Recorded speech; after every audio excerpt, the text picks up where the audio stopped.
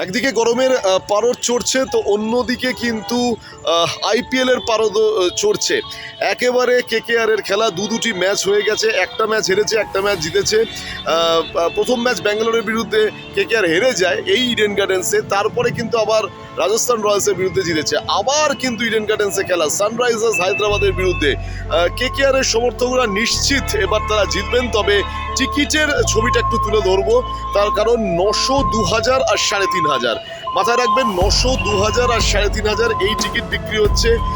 প্রচুর মানে যারা ক্রিকেট ভালোবাসেন, যারা কেকেআর এর খেলা দেখতে ভালোবাসেন, তারা টিকিট কিনছে।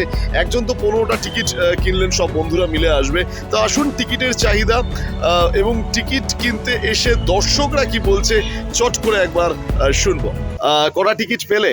15টা টিকিট আমরা বন্ধুরা মিলে যাবো আর কি দেখতে। আচ্ছা, কি মনে হচ্ছে এবারে থার্ড ম্যাচ কি হতে পারে? থার্ড ম্যাচ আমি তো obviously in favour of KKR, জিতবে। আর আমার মনে হয় ফাইনালসেও যাবে কেকেআর, দেখা যাক কি হয় এবার।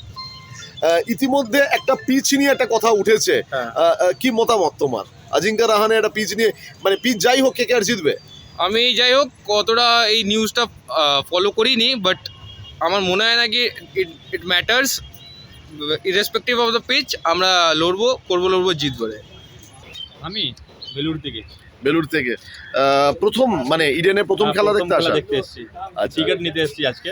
টিকিট পেয়েছেন? হ্যাঁ, প্রথম একটা ম্যাচ হেরেছে, পরের ম্যাচ জিতেছে। কি মনে হচ্ছে এবারে সানরাইজার্স হায়দ্রাবাদের বিরুদ্ধে খেলা? এবারে জিতবে আবার মনে হচ্ছে। আপনি কত টাকার টিকিট কিনলেন? আমি 3500 টাকা কিনেছি। 3500 টিকিট কিনলেন। হ্যাঁ। কটা টিকিট পেলেন? এখানে পেলাম কটা টিকিট কিনলেন? দুটো।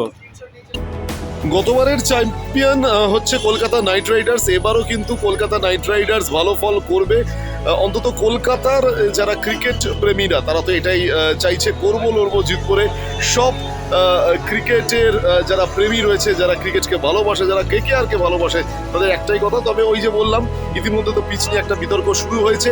আগামী ম্যাচ 3রা এপ্রিল, সেই নিয়ে কিন্তু ইতিমধ্যে টিকিটের চাহিদা ধীরে ধীরে বাড়ছে। 900, 2000 আর 3500 টিকিটের দাম নির্ধারণ করা হয়েছে।